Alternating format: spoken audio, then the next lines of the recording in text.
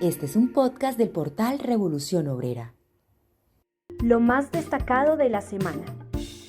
Saludos amigos de Vanguardia Obrera, soy Leonardo y estas son las noticias para este episodio. La más reciente difusión de documentos vinculados al pedófilo millonario Jeffrey Epstein salpicó a miembros de las clases dominantes en diferentes partes del mundo. En Estados Unidos ya es conocido que Donald Trump era amigo de Epstein, que juntos participaron en bacanales que involucraron a niñas y jovencitas, y aún así, la justicia burguesa sigue diciendo que apenas son disque indicios, que aún no constituyen pruebas judiciales concluyentes. Entre tanto, organizaciones defensoras de las que en ese entonces eran niñas siguen exigiendo justicia. También circularon reportes sobre la presencia de Epstein en un viaje en el que participó el expresidente colombiano Andrés Pastrana Arango, junto a la socia de Epstein, Ghislaine Maxwell, encargada de reclutar a las niñas y jóvenes para las fiestas de su jefe. Esto demuestra el carácter reaccionario de las clases dominantes en todos los rincones del mundo, que sus círculos sociales son un asco porque se divierten abusando de niñas por unas cuantas monedas, que son sometidas a toda clase de vejámenes sexuales y que la justicia no es ciega, pues bajo el capitalismo cubre de impunidad a la burguesía abusadora y violadora de jóvenes del pueblo. En otras noticias, este 30 de enero tuvo lugar una huelga general acompañada de cientos de protestas en todo Estados Unidos, con epicentro en la ciudad de Minneapolis, Minnesota, donde miles de manifestantes llenaron las calles para expresar su descontento frente a las acciones del ICE y la política migratoria de Trump. La convocatoria, que se hizo bajo la consigna "No trabajo, no escuela, no compras", fue parte de un llamado a un National Shutdown o paro general que impulsó a cientos de organizaciones y sindicatos en más de 50 estados del país. En Minneapolis, donde iniciaron los cierres y marchas, se registraron decenas de miles de personas marchando con temperaturas bajo cero, reclamando la salida del ICE, así como una investigación y rendición de cuentas por los asesinatos y abusos cometidos por ese escuadrón de la muerte. Simultáneamente, en ciudades como Nueva York, Ann Arbor, Raleigh y Durham, las protestas tomaron diversas formas, desde marchas pacíficas hasta actos violentos que involucraron enfrentamientos contra las autoridades de la bestia imperialista. Distintas organizaciones recalcaron que estas movilizaciones marcan uno de los movimientos más extensos contra las políticas migratorias de los últimos años, lanzando mensajes de solidaridad, exigiendo reformas inmediatas y otros llamando a tumbar todo el sistema. Finalmente, en Colombia, la Corte Constitucional decidió suspender provisionalmente el decreto que había declarado el gobierno del presidente Gustavo Petro como estado de emergencia económica y social para enfrentar el déficit fiscal.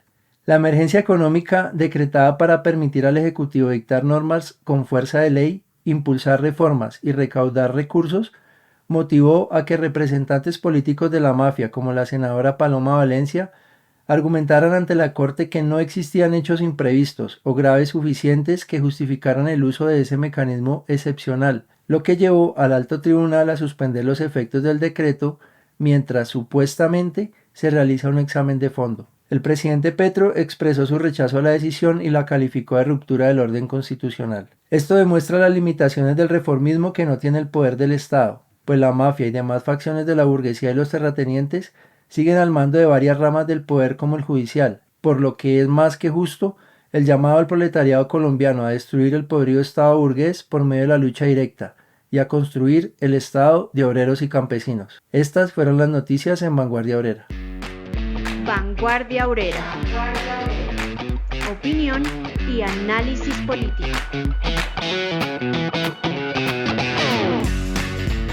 Bienvenidos, los estamos saludando en esta emisión de Vanguardia Obrera, el número 221, que estaba programado para que lo hiciéramos en vivo, al aire, para poder contar ahí con sus opiniones.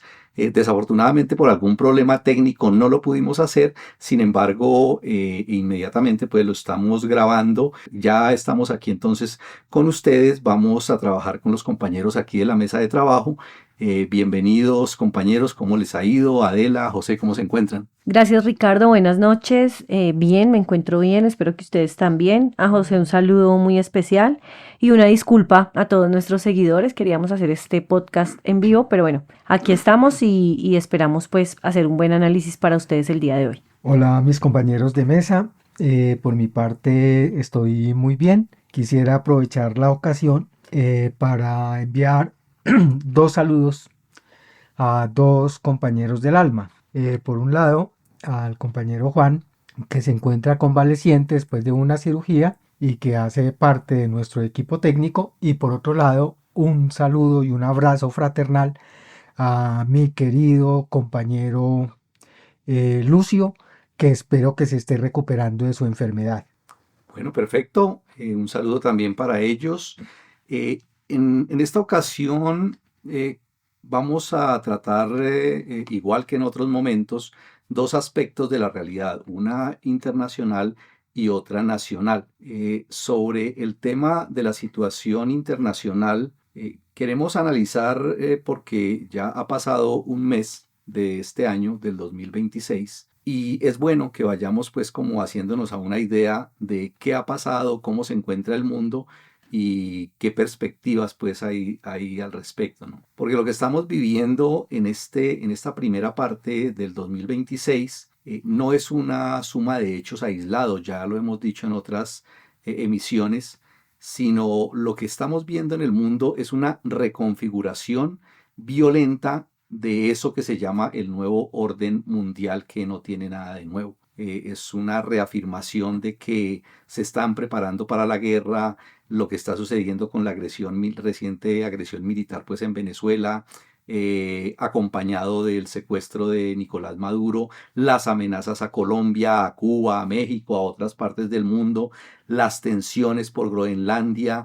los hechos de fuerte rebelión en Irán, las protestas en Estados Unidos contra esa política anti-inmigrantes del ICE, la guerra en Ucrania, el genocidio en Palestina que no cesa, las operaciones militares a gran escala contra los pueblos indígenas en la India, que también ha habido una campaña internacional para denunciarlos, y toda esa cantidad de ejercicios militares que a través de los medios de comunicación estamos viendo en distintas partes del planeta, que por cierto no son ejercicios militares solamente de los Estados Unidos, como algunos creen que es que los Estados Unidos son los únicos enemigos del mundo. No, son ejercicios militares donde participan muchas otras potencias imperialistas. Además de eso, se configuran y se desconfiguran por periodos esos bloques económicos, pero esos bloques económicos vienen en una política de lucha, de bloqueos precisamente entre ellos, bloqueos de países imperialistas a los países oprimidos, y también incluso de bloqueos y de disputa entre esos mismos oponentes imperialistas. Es decir, todo eso hace parte de esa configuración, de esos preparativos de una posible guerra. Es decir, todo eso es como una caldera que está encendiéndose, y eso hace que a nivel político muchos también lo hayan denunciado, cómo avanzan esas políticas neofascistas en los gobiernos de muchos países. Y también el otro fenómeno interesante que se desprende de eso es un surgimiento fuerte de ese sentimiento antiimperialista, es decir, muchas partes, mucho odio hacia esos países y hacia los países imperialistas y hacia esos pulpos económicos. Miraremos también entonces, además de eso, de analizar bien cómo está eso a nivel internacional, bajaremos entonces también esa lupa, la reduciremos un poco a mirar cómo está el escenario en Colombia, de guerra también, de disputa territorial, pero además de eso, de ese escenario electoral, que es lo que se nos viene en estos meses del 2026 aquí en el país. Sobre eso vamos a hablar entonces, y vamos a arrancar inmediatamente. No sé cuál de los compañeros quiera de pronto empezar. Bueno, en efecto, como decía mi compañero Ricardo, estamos viviendo tiempos turbulentos. Antes de referirme a algunos de esos asuntos que mencionaba, quisiera destacar algunos hechos que son silenciados por la prensa. El 2 de este febrero, más de 50.000 personas se manifestaron en Turín, Italia, contra el cierre y el desalojo del centro social Askatasuna. De esto hay que decir que antes, durante y después de la gigantesca manifestación se presentaron actos de violencia oficial que recibieron la justa respuesta de los manifestantes, quienes terminaron incendiando una tanqueta de las fuerzas policiales en la noche. Esa manifestación de ayer es la continuidad de una serie de protestas por el cierre de este que es un centro cultural, social y político de los trabajadores. Un cierre que se produjo en diciembre pasado en un intento del reaccionario régimen imperialista italiano de silenciar las voces disidentes que crecen a diario frente a los grandes problemas que azotan la sociedad. Ese mismo día, miles de obreros del transporte público se lanzaron a una huelga convocada por el sindicato Verdi, que dejó ese lunes sin buses, tranvías y metros a 15 de los 16 estados en Alemania, afectando ciudades tan importantes como Berlín, Hamburgo y Bremen. Y hay que decir que ese sindicato Verdi representa a casi 100.000 trabajadores que reclaman jornadas y turnos más cortos, mayores periodos de descanso y mejores bonos nocturnos y de fin de semana. Para que se mire que los reclamos de la clase obrera en las distintas partes del mundo, sus exigencias son las mismas. Mientras tanto, al otro lado del charco, como se diría coloquialmente, en tanto que Trump amenaza con agredir a otros países como Irán, México, Cuba, Colombia, y particularmente pues a los países de América Latina en el afán de rescatar pues lo que llaman su patio trasero y de convertir esta América para los norteamericanos, tiene en su propio patio la cada vez más gigantescas manifestaciones de la clase obrera contra esa Gestapo yanqui llamada Servicio de Inmigración y Control de Aduanas, más conocida pues como ICE, por sus siglas en inglés, cuyos violentos pogroms, como lo harían los fascistas contra los judíos, esta vez contra los migrantes y negros, recibe cada vez más el rechazo de las masas, una parte de las cuales ya está enfrentando la violencia reaccionaria con la legítima violencia revolucionaria en su defensa. Y yendo aquí al país vecino, luego del secuestro de Nicolás Maduro y su esposa, se ven cada día más claros los compromisos de la presidenta en funciones Delcy Rodríguez con el gobierno Trump.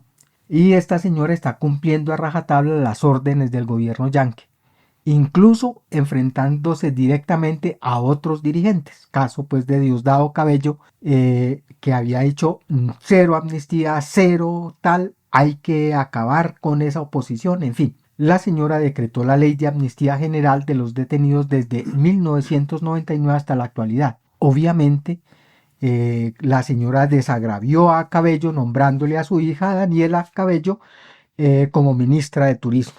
Como se sabe, la amnistía general fue aplaudida por la oposición, como también lo fuera la aprobación de las reformas legales que les permiten a las compañías extranjeras, sobre todo a las yanquis, la inversión directa para la extracción de petróleo, a cambio de que Trump eliminara las sanciones a Venezuela.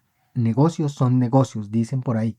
Business are business. A la par con esto, y mirando pues en el sudeste asiático, Trump redujo los aranceles a la India a cambio de que el régimen genocida de Narendra Modi, el que está llevando a cabo la operación Qajar con la asesoría de los yanquis y de los sionistas israelíes, se comprometió al régimen de Narendra Modi a dejar de comercializar el petróleo ruso, como lo ha estado haciendo hasta ahora junto con China, bregando a minimizar el impacto de las sanciones impuestas a Rusia por su intervención armada en Ucrania. Narendra entonces se compromete a que va a dejar de comercializar el petróleo ruso a cambio de que Trump le reduzca pues los aranceles.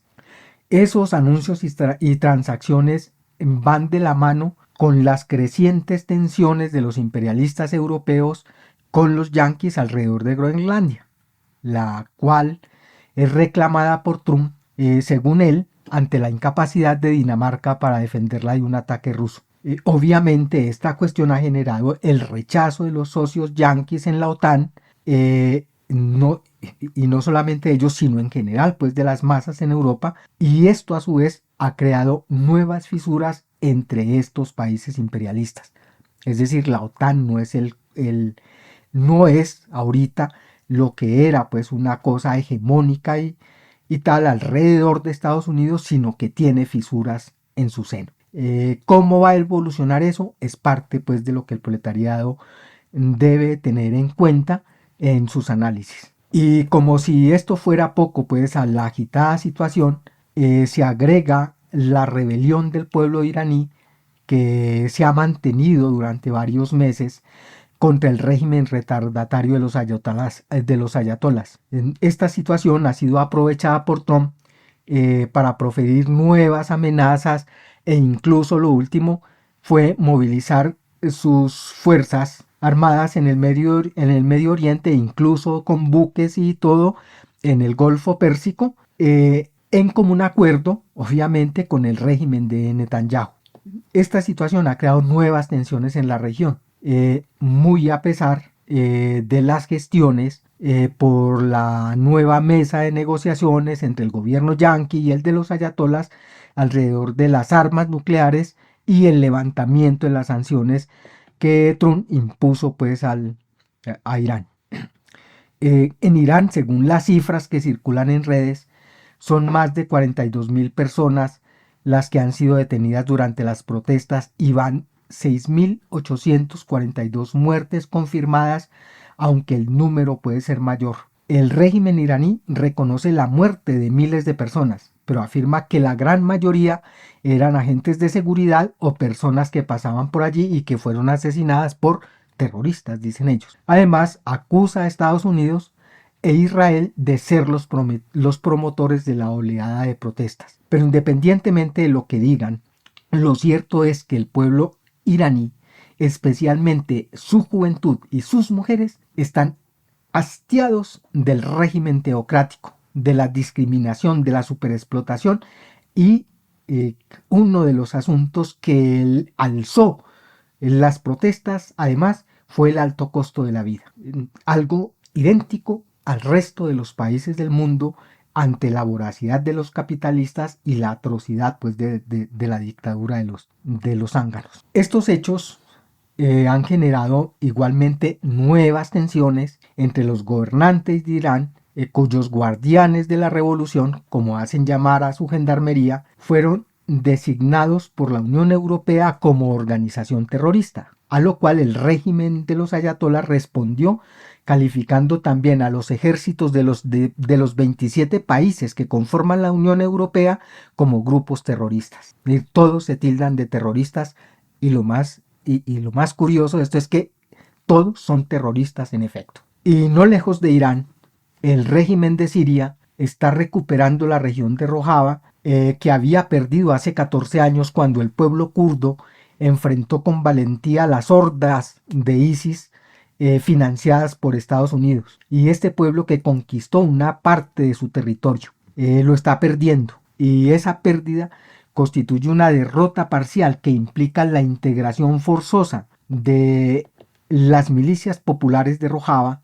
Y acordémonos de lo destacadas que fueron las mujeres combatientes de Rojava que enfrentaron al ejército de ISIS, y esas milicias populares entran a ser parte del ejército nacional sirio.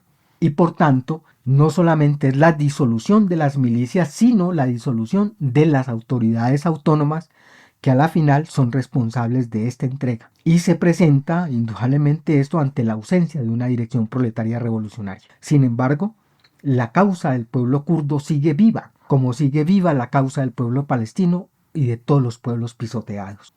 Por otro lado, Rusia persiste en su intención de anexionarse Ucrania, mientras lanza declaraciones sobre las acciones de Estados Unidos contra Irán, como lo hiciera frente a la agresión de Venezuela, mientras China persiste también en sus planes armamentistas y derribando fronteras con sus inversiones y tratados en todo el globo. Disputas interimperialistas, alineamientos. Los últimos hechos, por tanto, demuestran que este mundo está hecho un polvorín, y es claro que persiste la múltiples crisis del capitalismo imperialista, la crisis económica, social, política, ambiental, agudizándose al extremo todas estas contradicciones que indican claramente el grave estado de agonía pues, del capitalismo imperialista que urge la necesidad de pasar al socialismo. pero igualmente muestra que la contradicción entre el proletariado y la burguesía, que ha sido la principal en todo este periodo, tiende a ser desplazada por la contradicción interimperialista e intermonopolista y los preparativos de guerra por un nuevo reparto del mundo, como decía mi compañero Ricardo.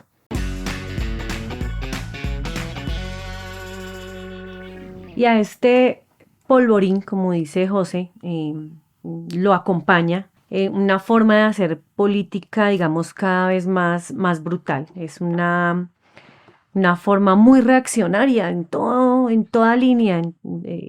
Es una forma muy reaccionaria de hacer política, y creo que el ejemplo, digamos que más visible, y no es el único, pero el más visible es Trump, ¿no? Trump y sus aliados, que ya no esconden que les importa cero la tal ONU, el derecho internacional humanitario. Eso para ellos es absolutamente nada. Y eso se ve reflejado precisamente en la política migratoria de Trump, y particularmente en el caso del ICE, que en Estados Unidos, como se venía diciendo, básicamente es como la policía política que asesina, persigue, detiene, criminaliza, dice mentiras, pues para argumentar los hechos de violencia contra los inmigrantes y también contra quienes los defienden y protestan por estas agresiones, en contra de estas agresiones. De hecho, en 2026, según organizaciones de derechos humanos, ya van 9 personas asesinadas por ICE. 9 personas.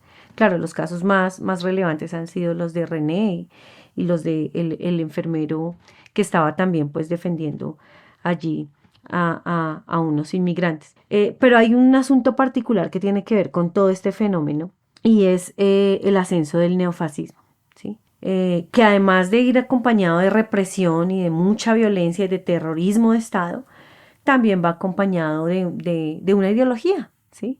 Entonces, otra vez sale a relucir el chauvinismo, la nostalgia de un pasado glorioso, el culto a la fuerza. Y ICE, que es un ejemplo también muy claro, de hecho adopta 3 eslogan o consignas nazis. Una de esas que incluso en un discurso de la directora de ICE, Kristi Noem, la dijo como parte de su eslogan, que es: uno de los nuestros, todos los suyos. Esa frase es de la Alemania nazi y hace un paralelismo entre la destrucción del pueblo checoslovaco de Lidice, después de que se asesinara allí a un agente de las SS. Básicamente exterminaron a todo ese pueblo. Uno de los nuestros, todos los suyos, básicamente. Y hacen el paralelo con las acciones de esa organización ICE. Otro eslogan es: recuperemos nuestro hogar, que hace referencia a un cántico nazi. Y el otro: una patria, un pueblo, una herencia, referente al eslogan de Hitler: Ein Volk, ein Reich, ein Führer, que básicamente pues es un pueblo, un imperio, un líder. Entonces ya ni siquiera lo ocultan, pues es una cosa que se dice sin tapujos. Y eso no quiere decir entonces que antes la migra, como la conocemos popularmente, fuera buena o no persiguiera, no, siempre ha hecho redadas, siempre ha perseguido, ha detenido, de todo. Lo que sucede es que ahorita tienen más presupuesto, tienen más impunidad y actúan con un discurso afín al neofascismo. Eso lo han denunciado diferentes organizaciones de derechos humanos, de mujeres, etc. Para recordar esto, en Revolución Obrera, por allá cuando estaba Trump en campaña a finales de 2024, escribió un artículo sobre el proyecto 2025, explicando precisamente eso. Era un proyecto elaborado por la Fundación Heritage y por antiguos funcionarios del gobierno de Trump, que tenía como objetivo reorganizar por completo el Estado estadounidense y concentrar el poder en la figura del presidente, ¿no? Qué coincidencia. En esa época Trump se distanció de ese proyecto públicamente, pero su contenido, al compararlo con su programa de gobierno, era idéntico, ¿sí? Para ese entonces, ¿qué proponían? Despedir a miles de empleados públicos y reemplazarlos por personas leales al presidente, dar control directo a las instituciones como el FBI, como el Departamento de Justicia, a la vez que debilitaban leyes laborales, desmontaban agencias claves como el Departamento de Educación, como las dependencias ambientales. Y en el tema migratorio, miren también esta coincidencia. Deportaciones masivas, ampliación del muro con México, eliminación de protecciones legales. Eso estaba planeado, estaba planeado. Y ese proyecto 2025 fue además impulsado por la ultraderecha de todo el mundo. En lo ambiental, ese proyecto apostó por menos energías limpias, más petróleo, más gas. Dijo en el terreno internacional que en 24 horas iba a acabar con ese problema de la guerra en Ucrania. Entonces eso pues básicamente dejaba ver cierto acuerdo con Rusia y pues también lo estamos viendo en este momento. Y también un respaldo incondicional a Israel pues un desprecio total por la causa palestina, que también es muy evidente. Entonces, si vemos, pues en efecto eso es lo que está haciendo Trump, respaldado por la ultraderecha mundial, y que en efecto eso se traduce en un ascenso del neofascismo. Y que también se refleja obviamente en países como Colombia. Aquí también hay síntomas claros de ese avance del neofascismo. Uno de esos es Abelardo de las Priella, y no solo él, hasta humoristas que dicen vamos a destripar la izquierda, hagámosle a una derecha sin complejos, y pues también lo estamos viendo, ¿no? La misma radicalización de algunos miembros del Centro Democrático, que es el partido de derecha, al que ya algunos consideran muy, muy suave, muy blando. Entonces van a una derecha más radical y de hecho se retiraron de allí. No es una cosa que surja de la nada, sino que hace parte de una tendencia que debemos también tener en cuenta en este análisis de la situación internacional. Bueno, yo pienso que todo ese panorama que han mostrado los compañeros de cómo está el mundo llama a la pregunta obligada de que nos hacemos muchos, ¿no? ¿Qué se puede hacer? ¿O qué es lo que hay que hacer en esas condiciones? Mucha gente, efectivamente, en todas partes del mundo se da cuenta de la situación tan terrible que hay en todos los órdenes, económico, político, social, de miseria, de desempleo, de pobreza, de destrucción, etcétera, etcétera, etcétera. Y todos quisiéramos algo diferente, todos queremos pues algo mejor. Y entonces viene la pregunta del qué hacer, ¿no? O sea, ¿qué podemos hacer? ¿Cuál es el camino a seguir? ¿Qué es lo que todos debemos preguntarnos en eso, ¿no? Yo creo que hay dos asuntos claves en este tema, o tres, para decirlo de alguna manera. Lo primero es que hay que reafirmar la idea de que esto sí se puede cambiar. Es decir, hay que romper con esa atadura mental que nos ha puesto la misma propaganda y la misma ideología del sistema, de que nos dicen que este es el mundo posible, que no existe ninguna otra posibilidad de algo mejor. Básicamente el capitalismo es el fin de la historia y no se puede aspirar a nada más. Eso es una idea falsa que hay que trabajar por entender, ¿no? Es decir, el mundo se mueve por leyes sociales, no es un asunto pues amorfo y completamente inentendible o anárquico, no. Hay leyes y hay que estudiar la sociedad. Y cuando se estudia la sociedad entendemos esa primera cosa, que el mundo sí se puede cambiar y es posible transformarlo, incluso tiende hacia su transformación. Hay una tendencia histórica hacia esa transformación, pero hay que ayudarle a eso. La segunda idea que me parece importante destacar aquí es que el mundo ya está maduro para esa transformación. Es decir, el mundo ya está maduro para la revolución, dicen los marxistas. O decimos los marxistas, el mundo está maduro. Es decir, ya todo está dado para que eso se pueda desarrollar. Las fuerzas productivas se desarrollaron y existe una clase a nivel mundial que puede llevar la humanidad hacia allá y el capitalismo ya no puede dar más, ¿sí? Y lo otro, que el problema principal para que eso no se pueda dar todavía, ¿sí? No está en todo el conjunto de la sociedad, no es un problema del pueblo, como dice mucha gente, es que la gente no quiere, es que el pueblo no quiere, es que la gente no está dispuesta, no. Otra cosa que también hemos dicho los marxistas es que el problema está en una parte de la sociedad y es lo que nosotros llamamos en el elemento consciente, es decir, en los revolucionarios. ¿Y por qué? ¿Sí? Primero que todo porque el capitalismo ha llegado a un punto en que ya no tiene absolutamente nada que ofrecerle a la humanidad, ¿sí? Es decir, es tan cierto eso que tienen que esforzarse demasiado para tratar de convencer a los trabajadores de que esto es lo mejor posible. El capitalismo ya se convirtió en un infierno para los pueblos del mundo y para el mismo planeta.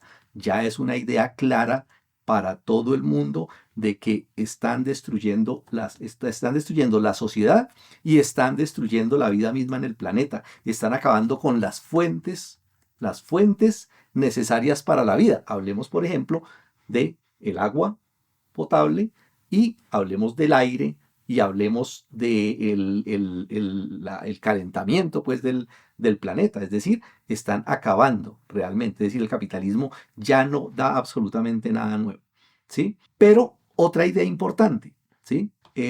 Hablamos de que el capitalismo ya se convirtió, y lo explicaban ahora, en un sistema mundial. Es decir, ya toda la economía del mundo está encadenada por ese sistema económico que se llama el capitalismo en su fase última, y ya después de lo cual no puede haber nada, que es el imperialismo. Pero a su vez eso trajo, y lo decían los compañeros también de alguna manera, que la clase obrera, que son los que todo lo producen en esta sociedad, sean una sola a nivel internacional, incluso está disgregada por todo el planeta, rompió fronteras, rompió nacionalidades, rompió razas, absolutamente todo.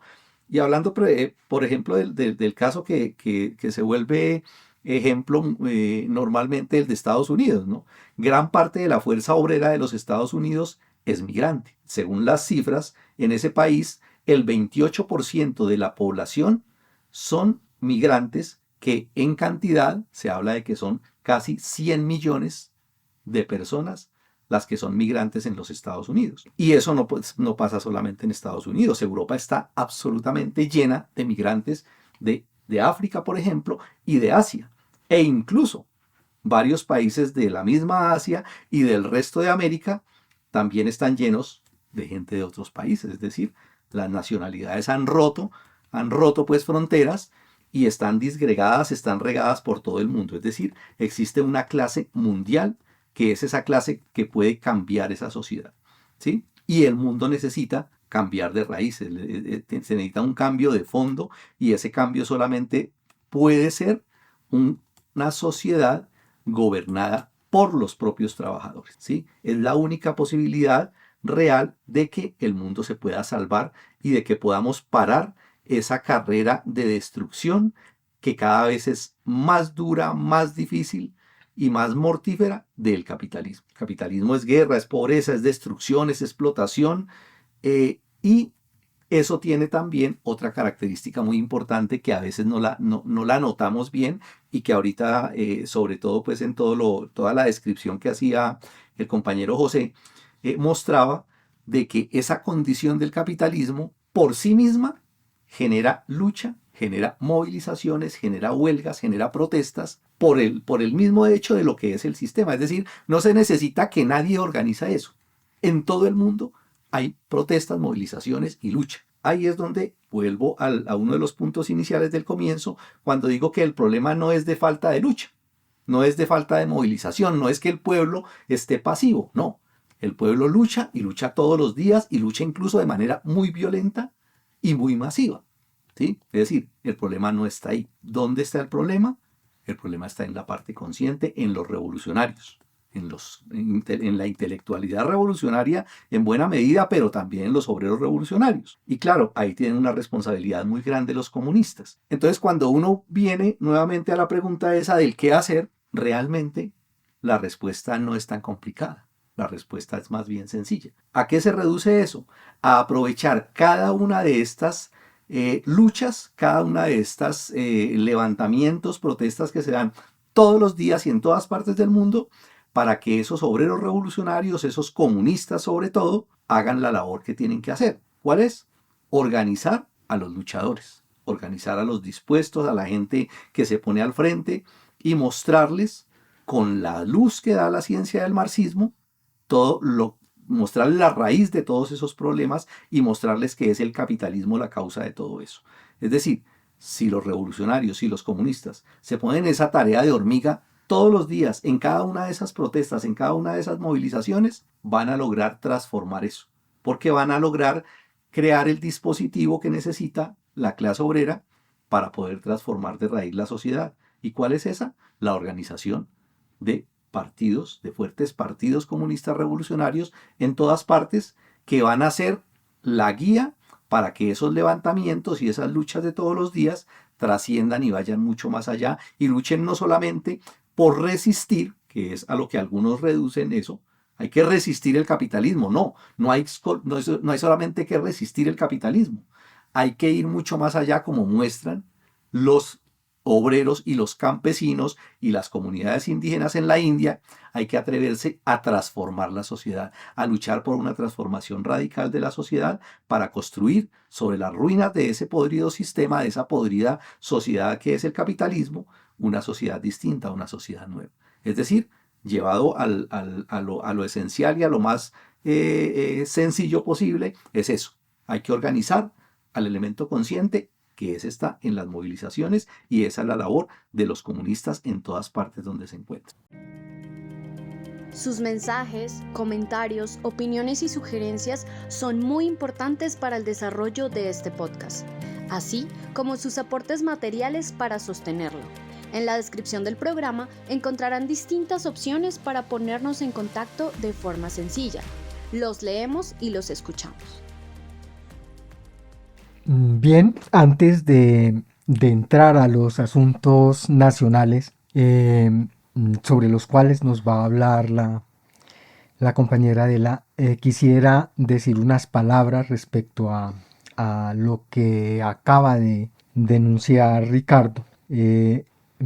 Más bien es un complemento. Necesariamente todo el esfuerzo del elemento consciente debe, además de lo que tiene que hacer en cada país, en cada parte del mundo, es decir, de combatir al imperialismo en todas partes, se necesita de un centro mundial de la clase obrera. Se necesita de una organización mundial de los trabajadores que les permita hacer que confluyan todos sus esfuerzos en un solo torrente contra los enemigos comunes, los imperialistas, y sean capaces de centrar sus ataques y de actuar como un solo ejército mundial que es el proletariado en estos momentos. Bueno, y ahora miremos un poco hacia aquí, a ver qué es lo que está pasando, además de los lloriqueos de los opositores del gobierno y todo lo que se está moviendo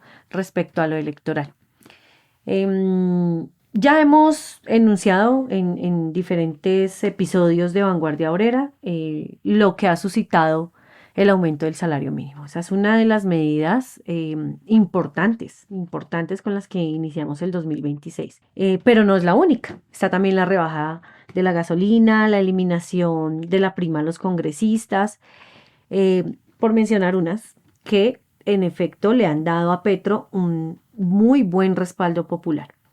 A su vez, pues los opositores se mueven en todos los ámbitos. Entonces, en el ámbito jurídico le han puesto tutelas al decreto del salario, lo han demandado, pusieron también medidas cautelares al decreto de emergencia económica por parte de la Corte Constitucional. Algunos dicen que eso es completamente anticonstitucional, etcétera, etcétera. Hacen también propaganda rastrera y con odio en las redes. Bueno, en fin. Lo cierto es que esas medidas del gobierno sí tienen respaldo. El 7 el mes pasado nos dimos cuenta de eso. Fue una convocatoria bastante masiva en respaldo al gobierno prácticamente. Y hay que reconocer que esas medidas sin duda de alguna manera favorecen también al pueblo trabajador. Poco, pero lo favorecen. Pero también hay que reconocer que tienen el propósito de labrarle el camino a la campaña electoral para darle continuidad al progresismo en el gobierno. ¿Sí? Eso es innegable. Todo esto, por supuesto, también en medio de los escándalos del mismo gobierno. Por ejemplo, las jugadas de personajes como Armando Benedetti, que mueven fichas para garantizar puestos en entidades que manejan pues, un buen flujo de efectivo de dinero. Caso de APRE, caso del Fondo de Adaptación, caso de la Unidad de Atención de Riesgos. Bueno, está también el escándalo de que Gustavo Petro se gastó 10.000 millones del presupuesto general de la Nación en abogados para que lo saquen de la lista Clinton. De hecho, dicen que a la reunión de hoy con Trump asistió con el abogado.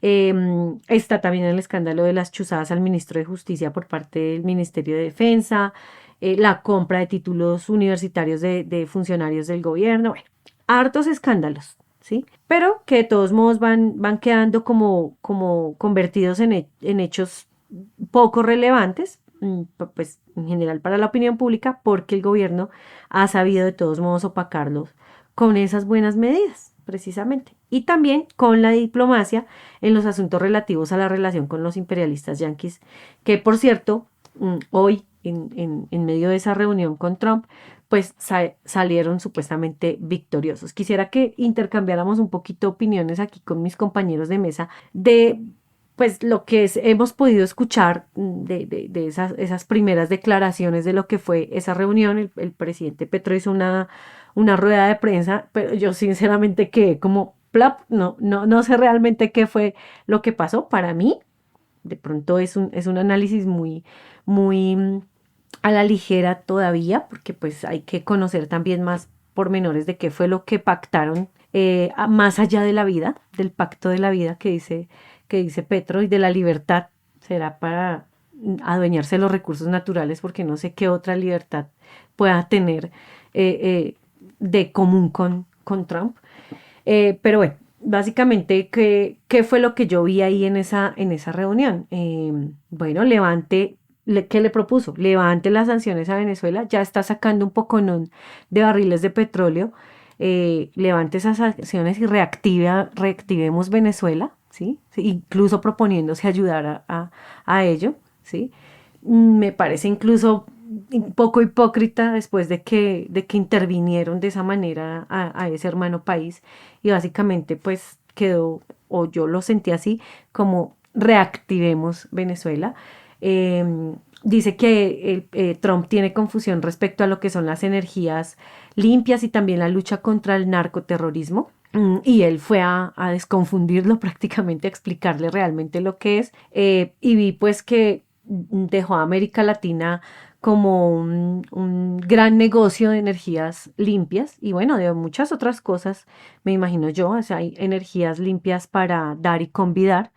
Y seguramente puede verse allí una gran posibilidad de negocio, porque pues lo que tiene en la cabeza Trump es otra cosa. Él no cree ni que haya daño ambiental, ni en esas tales energías limpias, es solo petróleo y gas, pero bueno, algo de eso fue lo que dijo Petro.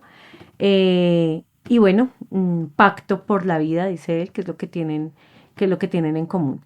Básicamente, como el mundo todavía tiene hartos recursos para repartirse, ¿sí? Como para qué vamos a estar bombardeándonos y haciendo una hoguera humana. Sí, podemos desarrollar, que es lo que tiene en mente, y él siempre lo dijo, desarrollar el capitalismo en estas partes de América Latina. No sé, es mi percepción, tal vez, bueno, haya que ahondar mucho más, haya que corregir de pronto si he entendido mal hasta el momento, pero pues me gustaría escuchar también la opinión de mis compañeros. Yo pienso que lo que se dio, eso lo dirán muchos, ¿no? Pero es así, era de esperarse. Era de esperarse desde el momento mismo en que se programa y se busca la reunión. Era de esperarse lo que iba a pasar. No iba a ir Gustavo Petro a los Estados Unidos a confrontar a Donald Trump como lo hizo en campaña presidencial y como lo hizo quizá en los primeros años de gobierno. No iba a eso, porque obviamente pues si hacía eso pues entre otras cosas podrían de una vez llevarlo a acompañar a Nicolás Maduro. Lo tenían ahí a la mano. Pero era de esperarse. ¿Por qué? Porque además de eso hay un tema, hay una verdad que incluso el mismo Petro la ha dicho en varias ocasiones, y la dijo incluso en una manifestación del 1 de mayo, y es muy cierta. Él es el presidente, pero él no tiene el poder. Es decir, una cosa es estar en la presidencia y otra cosa es tener el poder. Él aquí no manda el gobierno de Petro. Aquí mandan los gremios económicos, y los gremios económicos no les interesa en absoluto entrar en una confrontación, en una disputa con los Estados Unidos, porque ellos no son antiimperialistas, porque ellos no quieren confrontar al imperio de los Estados Unidos y porque ellos son los que mandan aquí, y en últimas Petro tiene que hacer eso. Y por eso tuvo que ceder en cosas tan importantes para Petro como persona, pero no para Petro como presidente, como por ejemplo el tema de las energías, ¿sí? Y el tema del petróleo. Ustedes se acuerdan que al comienzo de la campaña él decía, nada de petróleo y vamos aquí es a reemplazar eso, ¿cierto? Y denunciaba una cantidad de políticas intervencionistas y leoninas de los Estados Unidos, y su discurso era antiimperialista, ¿sí? Pero eso poco a poco tuvo que irse cambiando porque finalmente él entendió que él no tenía el poder y por lo tanto en últimas tiene que actuar es como representante de quien tiene el poder en Colombia, que es los grandes gremios económicos, los monopolios, y eso fue lo que tuvo que hacer. Entonces él simplemente fue a arreglar una cosa que él había levantado un polvorín contra los Estados Unidos. Tenía que ir a arreglar eso porque esa es la orden. Es decir, es un antiimperialismo realmente de cajón. Es un antiimperialismo, por decirlo así, de closet, ¿cierto? Él no puede pues hacer eso y realmente lo que hizo fue eso, ir a arreglar algo porque realmente pues lo que había que hacer era ir a decirle a los Estados Unidos, sí, así como Venezuela, Colombia también hace parte de su patio trasero y vamos a hacer lo que ustedes mandan, lo que hay que hacer, ¿sí? Era de esperarse y efectivamente pues es lo más normal, ¿sí?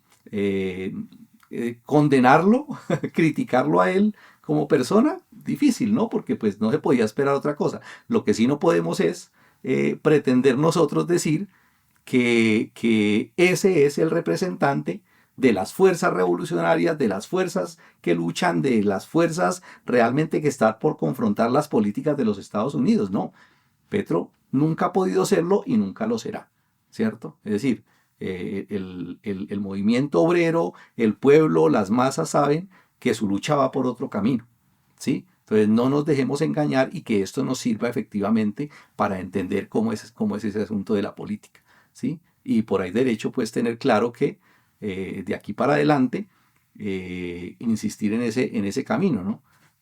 Gobierne con quien gobierne, gane quien gane en las elecciones, el pueblo solamente tiene que confiar en su propia fuerza, en su lucha y en su organización.